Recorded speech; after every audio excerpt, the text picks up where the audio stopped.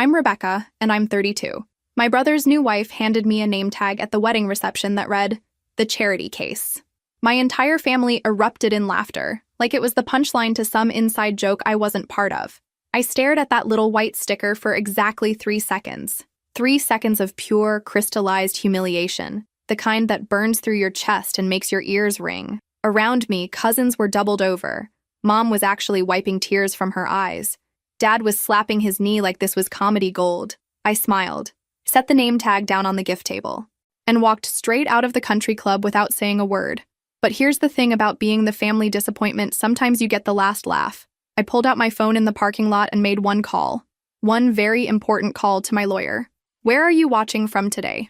Drop your location in the comments below and hit that like and subscribe button if you've ever felt completely humiliated by your own family. You'll definitely want to stick around for what happened next. By morning, my dear brother Mike and his lovely bride Jennifer were about to discover what real charity looks like, because apparently, they'd forgotten one tiny detail about their perfect love story. They were living rent-free in my downtown apartment. Had been for 8 months while they saved for their dream wedding. I guess you could say I was about to remind them. See, while they were all having a grand time at my expense, calling me the family charity case because I'm successful, single, and apparently that makes me pathetic in their eyes, they forgot something crucial. I'm the one who owns property in this city. I'm the one with the MBA and the corner office. And I'm definitely the one holding all the cards. The morning after their wedding, they were going to wake up to a very special delivery. 2 documents, actually, a lease agreement and an eviction notice. Their choice which one to sign. After all, real charity should go to people who actually need it, right? Let me back up and paint you the full picture of my wonderfully supportive family. Growing up as the youngest of 3 kids in suburban Ohio, I learned early that success meant different things depending on your gender. My brothers Mike and Danny could do no wrong. Mike became a mechanic. Danny works construction. Both married their high school sweethearts, bought houses with white picket fences, and started popping out kids. Me? I got a full scholarship to Northwestern, graduated summa cum laude, and built a career in commercial real estate. But somehow, I'm still the disappointment because I haven't managed to land a husband. Every family gathering was the same routine. Mom would corner me within 5 minutes. "Rebecca, honey, you're not getting any younger. Maybe you should lower your standards a little." "Thanks, Mom." Really feeling the love. Dad was more subtle, but just as brutal. "Career's great, sweetheart, but when are you going to focus on what really matters?" What really matters? As if building a portfolio worth 7 figures was just some cute hobby I picked up. The worst part? I actually tried to help them understand my world. Last Christmas, I explained how I'd just closed a $20 million office complex deal. Know what Mom said? "That's nice, dear. Mrs. Henderson's daughter just had twins." Because apparently, creating life is impressive, but creating wealth is just showing off. My success made them uncomfortable. When I bought my BMW, they suddenly couldn't afford family dinners at anything nicer than Applebee's. When I renovated my condo, they stopped visiting because it made them feel inadequate. When I took Mom to that spa weekend for her birthday, she complained the whole time that it was too fancy. But here's the beautiful irony: they had no problem accepting my help when they needed it. Danny's transmission blew? Guess who loaned him $3,000? Mom needed her roof repaired? I covered it. Mike wanted to propose to Jennifer but was broke? I bought the ring. And when Mike asked to stay in my downtown apartment to save money for the wedding, I said yes. Because that's what family does, right? I should have seen the writing on the wall when Jennifer moved in too without asking, or when they redecorated my place without permission, or when they started hosting parties and telling people it was their apartment. But no, I kept being the good sister, the reliable one, the charity case. The morning of Mike's wedding should have been a red flag parade, but I was too busy playing the supportive sister role to notice. Jennifer had demanded, really, that I handled the little details since I was so good at organizing things. You know, because that's what single women are for. Free labor. I spent 3 hours that morning picking up flowers because their delivery guy got confused about the address. Jennifer's fault, actually, since she'd given him my apartment as the drop-off point without telling me. But somehow this became my emergency to solve. Then there was the cake crisis. The bakery called at 7 a.m. because Jennifer had changed the flavor 3 times and never confirmed the final order. Guess who got to drive across town to sort that out? If you guessed the family charity case, you'd be correct. By the time I got to the venue, the wedding party was in full meltdown mode. Jennifer's maid of honor had food poisoning, the photographer was stuck in traffic, and the officiant was running late because he'd mixed up the time. But don't worry, Rebecca to the rescue again. I coordinated with the photographer's assistant, rearranged the schedule, and even helped Jennifer get into her dress because her backup maid of honor had never worked a corset before. Did anyone thank me? Of course not. I was just doing what the spinster aunt does, making herself useful so people tolerate her presence. The ceremony itself was beautiful, I'll give them that. Mike looked genuinely happy, and Jennifer was radiant. For about 30 minutes, I felt that warm glow you get when family moments work out perfectly. My baby brother was starting his happily ever after. Then came the reception. Have you ever experienced that moment when you realize how your family really sees you? Drop a comment below if you've ever felt like the family disappointment despite being the most successful one in the room. The name tags should have been my first clue. Everyone else had proper ones. Mother of the bride, best man, family, normal wedding reception labels.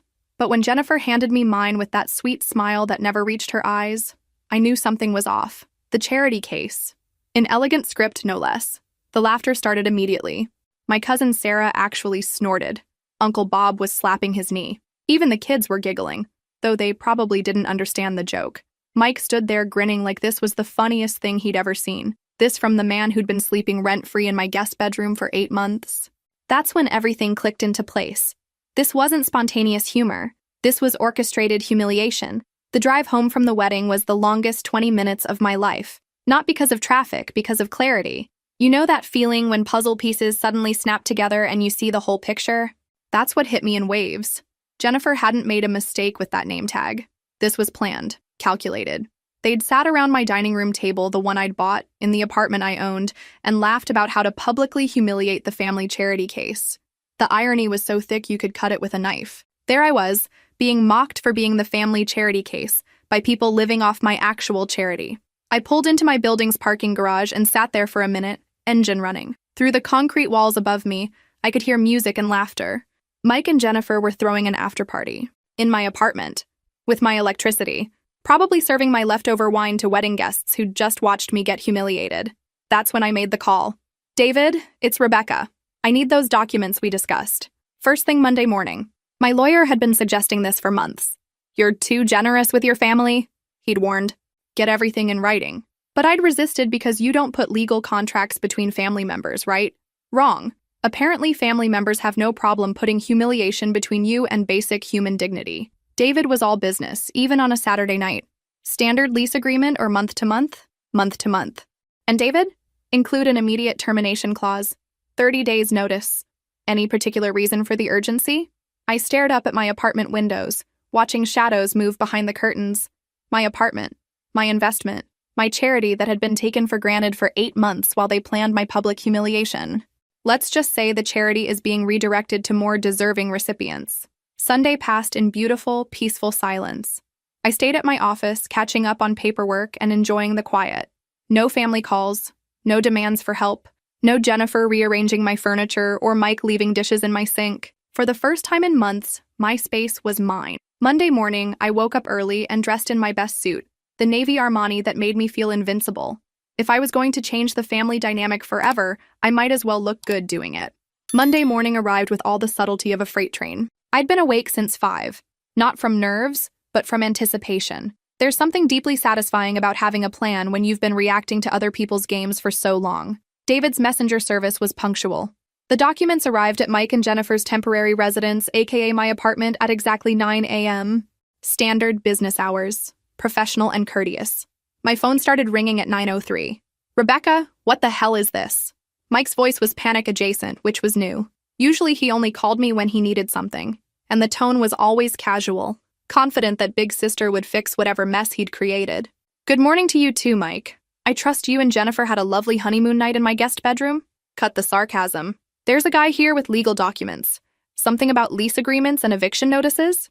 I leaned back in my desk chair, spinning slightly to face the floor-to-ceiling windows of my downtown office. 30 floors below, people hurried along sidewalks, probably dealing with their own Monday morning crises. But up here, I was in complete control of mine. Oh, that. Yes, David drew those up for me. There are 2 options, Mike. You can sign the lease agreement and start paying market rate rent that's $2,800 a month, utilities not included. Or you can sign the eviction notice and be out by the end of the month. Silence. Then, are you insane? We just got married yesterday. Congratulations. Marriage is a wonderful institution. So are legal contracts. Rebecca, you can't be serious. We're family. And there it was. The magic word that was supposed to fix everything. Family. The same word that had been conspicuously absent when they were designing humiliating name tags for me. You're absolutely right, Mike. We are family. Which makes your wife's little joke at the reception even more special, don't you think? More silence. Then Jennifer's voice in the background, sharp and panicked. What's she saying? What does she want? Actually, I continued, my voice staying level and professional, I've been thinking about that name tag all weekend. The charity case. Very clever, creative. It really captured something important. Look, Becca, Jennifer didn't mean anything by it. She was just trying to be funny. Oh, she was hilarious. The whole family thought so. Mom was crying from laughing so hard. Dad nearly fell off his chair. Uncle Bob is probably still chuckling about it. I could hear frantic whispering in the background. The thing is, Mike, it made me realize something important about charity. Real charity should be documented, transparent, official. Don't you agree? What do you mean? I mean that if I'm going to be the family charity case, we should make it official. Contracts, rental agreements, proper documentation. That way everyone knows exactly where they stand. The silence on the other end of the phone stretched so long I wondered if the call had dropped. Then I heard Jennifer's voice, shrill and indignant. She can't do this. We just got married. This is our home. Their home. I had to admire the audacity. Mike, are you still there? I asked pleasantly. Yeah, I'm here. Look, Becca, can we just talk about this? Come over and we'll work something out.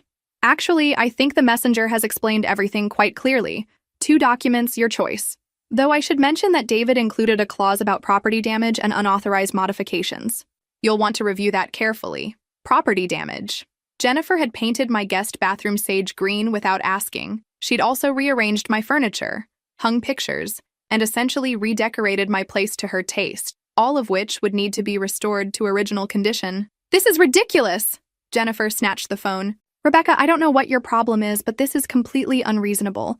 We're family now, and family doesn't treat each other this way. Family. There was that word again. You're right, Jennifer. Family doesn't treat each other this way. Family doesn't publicly humiliate each other at weddings. Family doesn't turn generosity into a punchline. But apparently, I missed that memo. That was just a joke. Everyone was laughing. Everyone was laughing at me. There's a difference. And now I'm laughing at the irony. What irony? I smiled, even though she couldn't see it. The irony that the family charity case is the one with the real estate portfolio. The irony that the woman too pathetic to catch a husband is the one providing housing for the happy couple. The irony that your joke just cost you your free ride. Mike got back on the phone. Okay, fine. We get it. You're mad. But can't we work something out? I'm between jobs right now, and with the wedding expenses, between jobs. Mike had quit his position at the garage 3 months ago because he didn't like his new supervisor. He'd been in no hurry to find replacement employment because he was living rent-free and Jennifer was working part-time at a boutique. That's exactly why David included both options, Mike. If you can afford market rate rent, sign the lease. If not, the eviction notice gives you 30 days to find alternative arrangements. 30 days? Do you know how hard it is to find an apartment in 30 days? Actually, yes, I do. I'm in real estate, remember? The career you all think is so meaningless compared to what really matters.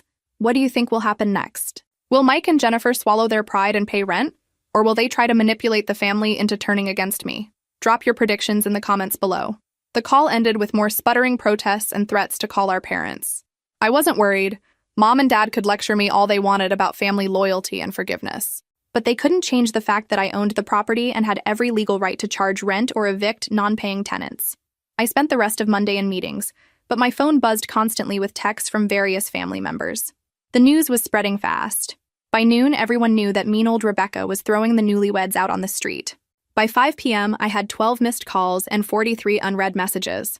I deleted them all and went home to my quiet, child-free, drama-free office building apartment. Some people might call me heartless, but I prefer to think of myself as finally learning to value my own worth. Tuesday brought the family intervention I'd been expecting. Mom called at 7 a.m., which meant she'd been awake worrying since 5. Nothing gets Mom up early like a good family crisis she can't control. Rebecca Ann Mitchell, what is wrong with you? No hello, no pleasantries. Straight to the guilt trip. Your brother is devastated. Jennifer is in tears. How could you do this to them right after their wedding? I sipped my coffee and watched the sunrise paint my living room golden. God, it was peaceful without roommates. Good morning, Mom. I'm doing well, thanks for asking. Don't you dare get smart with me, young lady. Mike told me everything. You're trying to charge them rent? On their honeymoon week? That's just cruel. Their honeymoon week was 3 days in my apartment. And yes, I'm charging rent because that's what property owners do. They're family. You don't charge family rent. I almost laughed. Funny, I don't remember family putting charity case name tags on each other either. But here we are. That was just a silly joke, Rebecca. You're overreacting. Overreacting. The classic dismissal. Anytime I set boundaries or stood up for myself, I was overreacting. When Mike borrowed money and never paid it back, I should be understanding. When Danny used my credit card without asking, I should be supportive. But when I finally said enough, suddenly, I was the problem. Mom, let me ask you something. If someone publicly humiliated you at a family event, would you continue providing them with free housing? It's different when it's family. You're right, it is different. Family should treat each other better than strangers. But apparently, I missed that lesson. The conversation continued for 20 minutes. Mom deployed every weapon in her arsenal. Guilt, tears, threats to exclude me from family events, and finally, the nuclear option. Your father is so disappointed in you, Rebecca. We raised you to be better than this. Better than what? Better than having self-respect? Better than valuing my own worth? Better than expecting basic human decency from people who claim to love me? Tell Dad I'll survive his disappointment. I've been surviving family disappointment for 32 years. By lunch, I'd gotten similar calls from Danny, Aunt Linda, and even Jennifer's mother. The family network was in full mobilization mode. Poor Mike and Jennifer, thrown out by evil Rebecca. How could I be so heartless? What do you think will happen next? Will the family pressure work? Or will Rebecca stand her ground? Drop your predictions in the comments below. The funny thing about family pressure campaigns is they only work if you care more about family approval than your own dignity. And after Saturday night, I'd discovered something liberating. I was completely done caring what they thought. That evening, Mike showed up at my office building. The security desk called to ask if I wanted to see him. Send him up, I said. Time for round 2. Mike looked rough when he walked into my office. 2 days of marriage had not been kind to him. His hair was messed up, his shirt wrinkled, and he had that deer in headlights expression he used to get when Mom caught him sneaking out in high school. Nice office, he said, looking around at my corner space with its city view and mahogany furniture. Real impressive. Thank you. It's what success looks like when you're not busy being a charity case. He winced. About that name tag thing. What about it? Jennifer feels really bad about it. She wants to apologize. How thoughtful. Where is she? Downstairs in the car. She was too embarrassed to come up. Too embarrassed. The woman who'd orchestrated my public humiliation was too embarrassed to face me privately. Rich. So, what can I do for you, Mike? He sat down heavily in one of my client chairs. Come on, Becca. You know why I'm here. We need more time to figure this out. Figure what out? The documents are pretty straightforward. Pay rent or move out. But $2,800 a month? That's more than I made at the garage. Which is why David included the eviction option. Very considerate of him, actually. Mike ran his hands through his hair. Look, I get that you're mad about the name tag thing, but Jennifer was just trying to fit in with the family. She's nervous around everyone, and she thought making a joke would help. A joke. That's what we were calling calculated humiliation now. Mike, let me tell you what I think really happened. I think you and Jennifer sat in my apartment, and complained about poor, sad Rebecca who can't get a man. I think Jennifer suggested that stupid name tag because she wanted to put me in my place.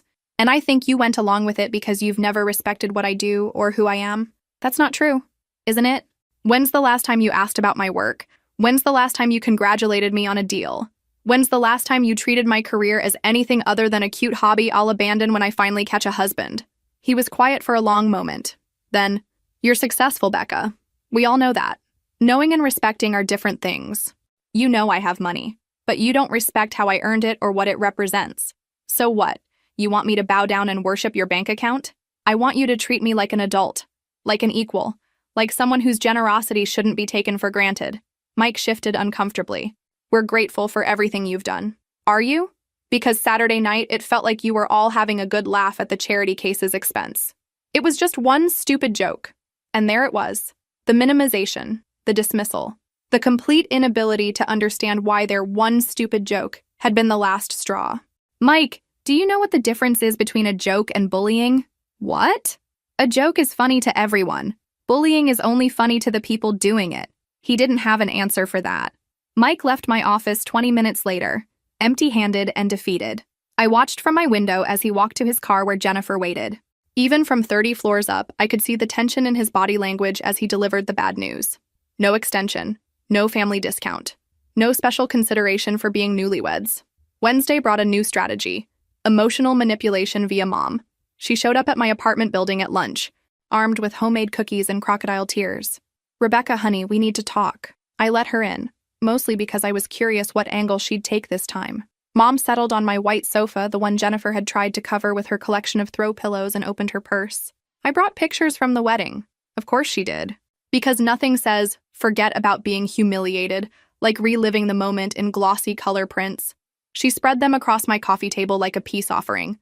Mike and Jennifer cutting the cake, the family group shot, dancing photos, all the moments that came after I left. "You missed so much." "Sweetie." Uncle Bob gave the funniest speech. Danny's kids were adorable on the dance floor. It was such a beautiful night. Beautiful for everyone except me, apparently. "Mom, why are you really here?" Her lower lip trembled. "Your brother is talking about moving back home. With me and your father. Can you imagine? Newlyweds living in our little two-bedroom house?" Ah, there it was. Mom didn't want Mike and Jennifer cramping her retirement style any more than I wanted them freeloading in my apartment. "That would be challenging," I agreed. "Rebecca, you have all this space, all this success. Couldn't you find it in your heart to help family one more time? One more time." As if the 8 months of free housing, the loan for the engagement ring, the wedding coordination, and countless other favors hadn't happened. As if Saturday night had erased all previous generosity and reset the family ledger to zero. "Mom, let me ask you something. If a friend treated you the way Mike and Jennifer treated me, would you keep helping them? But they're not friends, they're family. So family gets to treat you worse than strangers?" She dabbed her eyes with a tissue. "Family means forgiveness, Rebecca. It means grace and love and putting others first. And what about respect? What about basic human decency? Do those count for anything in your version of family?" "Of course, but because from where I sit, respect seems to be a one-way street in this family. I'm supposed to respect everyone else's choices, everyone else's needs, everyone else's feelings. But when it comes to respecting mine, well, I'm just overreacting." Mom was quiet for a moment, picking at her tissue. Then, "What do you want from them, Rebecca? An apology? I want them to understand that actions have consequences. I want them to realize that my generosity isn't unlimited, and I want them to treat me like a human being instead of a walking ATM. So you'll make them homeless to prove a point? I'll make them responsible for their own lives." "There's a difference." She gathered up the wedding photos, her hands shaking slightly. "This isn't the daughter I raised. Maybe not. But it's the woman I needed to become." Thursday brought the nuclear option. Dad. He didn't call first, just showed up at my office building at closing time, looking stern and disappointed. Classic dad move corner me when I was tired and off guard. "We need to talk," he said when security called up. I considered saying no, considered having security escort him out. But curiosity won. Dad rarely involved himself in family drama. If he was here, things were escalating. He looked uncomfortable in my office, like the success surrounding him was somehow offensive. Dad had worked construction his whole life, honest work with his hands. My glass and steel world probably seemed foreign and cold to him. "Hell of a view," he said, standing at the window. "I like it. Bet it costs more than my house." "Probably." He turned to face me, his expression serious. "Your mother's worried sick about you." "I'm fine, Dad. Better than fine, actually." "Are you? Because this thing you're doing to Mike, it doesn't seem like you." "Which part? Charging rent for my property or expecting to be treated with basic respect?" "The vindictive part." Vindictive. There was a word I'd been expecting. Any woman who stood up for herself was vindictive. Any woman who set boundaries was a bitch. Any woman who refused to be a doormat was clearly the problem. "Dad, let me tell you what vindictive would look like. Vindictive would be evicting them immediately. Vindictive would be charging them back rent for the 8 months they lived there free. Vindictive would be taking them to court for the unauthorized modifications to my property." His eyebrows shot up. "Unauthorized modifications?" Jennifer painted my guest bathroom, hung pictures, rearranged furniture, changed locks. Basically treated my place like her personal home improvement project. Dad was quiet for a moment. In his world, you didn't mess with another man's property without permission. That was sacred. "I didn't know about that," he admitted. "There's a lot you don't know, Dad. Like how I've loaned Danny money 6 times in 5 years. Like how I paid for Mike's engagement ring. Like how I've been the family bank for years while being treated like the family disappointment. Nobody thinks you're a disappointment." "Really?" "Because Saturday night felt different." He sat down heavily in my client chair. "That name tag thing was stupid. Cruel, even. But Rebecca, You can't let one moment of poor judgment destroy your relationship with your brother. It wasn't one moment, Dad. It was the culmination of years of being taken for granted. The name tag was just the final straw. So what's your end game here? You want to punish them forever? I want them to grow up. I want Mike to get a job and support his wife instead of living off his sister's charity. I want Jennifer to understand that marriage doesn't entitle her to other people's property. And I want my family to realize that success doesn't make someone a target for ridicule. Dad studied me for a long moment. You've changed, Rebecca. Yes, I have. I used to think family love was unconditional. Now I know better. Love is unconditional, but relationships require mutual respect. I stared at him. Did you just agree with me? A ghost of a smile crossed his face. Don't let it go to your head. We sat in comfortable silence for a moment. Then Dad asked the question I'd been dreading. What if they can't afford the rent? Then they'll figure something else out, just like every other adult in America. He nodded slowly. Your mother won't like this. Mom's had 32 years to see me as more than the daughter who can't catch a husband. I'm done waiting for her approval. As Dad left, he paused at the door. For what it's worth, I'm proud of what you've built here. It was the first time he'd ever said that.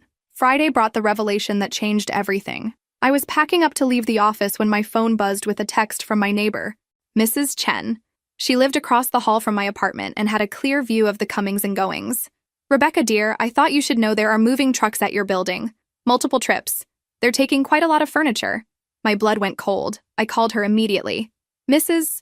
Chen, what kind of furniture? Well, let me see.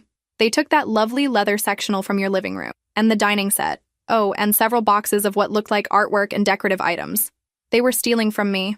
Mike and Jennifer weren't just refusing to pay rent, they were looting my apartment on their way out. I broke every speed limit getting to my building. The moving truck was still there, being loaded with my 60-inch television. Stop! I called out to the movers. That's my property. The moving supervisor, a burly guy with a clipboard, looked confused. Lady, we got a signed authorization right here. Mike and Jennifer Mitchell hired us to move their stuff. Their stuff? That's my TV. Mike appeared in the building doorway, looking guilty as hell. Becca, I can explain. Explain what? Explain why you're stealing my furniture? We're not stealing. We bought some of this stuff. With what money? You've been unemployed for 3 months. Jennifer emerged behind him, her arms full of my throw pillows. These were gifts. I picked them out.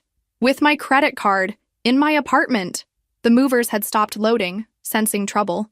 The supervisor approached me. Ma'am, if there's a dispute about ownership, we can't complete this move without proof of purchase or a police verification. Call the police, I said immediately. Mike's face went white. Rebecca, come on, don't do this. Don't do what? Don't report theft? Don't protect my own property?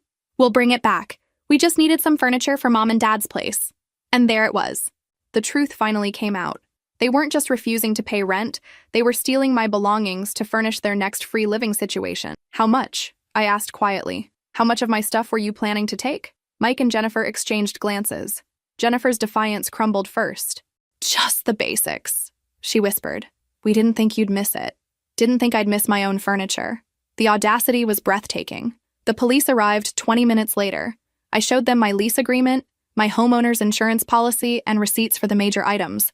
Mike and Jennifer couldn't produce proof of purchase for anything. Ma'am, the officer said to me, do you want to press charges? I looked at my brother, standing there in handcuffs with his new wife crying beside him. This was the moment of truth, the moment that would define our relationship forever. Yes, I said, I want to press charges. Because sometimes, family or not, you have to draw the line. 6 months later, I'm sitting in my peaceful apartment, watching the sunset paint the city golden. Mike and Jennifer pled guilty to attempted theft and got probation plus community service. They also had to pay restitution for the moving truck and police response. They moved in with Mom and Dad, just as predicted. Last I heard, the arrangement was going about as well as you'd expect. 3 adults and a couple trying to play house in a 2-bedroom ranch. Mom calls occasionally with updates, usually complaints disguised as concern. The family dynamic shifted permanently after the arrest. Some relatives sided with me, finally understanding that there's a difference between family support and family exploitation. Others blamed me for tearing the family apart by refusing to be a perpetual doormat. I'm okay with that division. Turns out, when you stop trying to please everyone, you discover who actually respects you.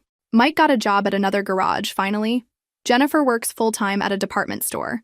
They're learning what the rest of us figured out years ago, that adult life requires adult responsibility. Danny surprised me by calling to apologize for all the money he'd borrowed and never repaid. He's been sending me $50 a month, chipping away at the debt. It's not much, but it's acknowledgement. Progress. Dad and I have developed an unexpected relationship. He stops by the office sometimes, just to chat. He's proud of what I've built, and he's not afraid to say it anymore. Turns out, he'd been concerned about my family becoming too dependent on me for years, but he'd never known how to address it. Mom is still mom. She's convinced this is all a phase I'll outgrow when I come to my senses and remember what family means. But her definition of family and mine are permanently different now. I've learned that real family, the kind worth having, doesn't keep score. They don't take without giving. They don't mock your success or minimize your worth. They celebrate your achievements and respect your boundaries. The people who couldn't do that were never really family anyway. They were just people who shared my DNA and expected special treatment because of it. My apartment is peaceful now. I've redecorated, bought new furniture, changed the locks. Sometimes I host dinner parties for my real friends, the ones who celebrate my success instead of resenting it. I still buy lottery tickets every week, not because I need the money, but because I like the dreams they represent, the possibility of something even better, the hope for unexpected joy. But I don't need to win the lottery to feel lucky anymore. I already have everything that matters: self-respect, genuine friends, and the knowledge that I'm worth more than other people's approval. If this story resonated with you, make sure to like and subscribe for more stories about finding your worth and setting boundaries. Sometimes the hardest person to stand up to is family, but sometimes that's exactly when it matters most. The charity case label turned out to be wrong anyway. Real charity is about giving freely to those who need help and appreciate it. What my family wanted wasn't charity, it was enablement, and I'm officially out of that business.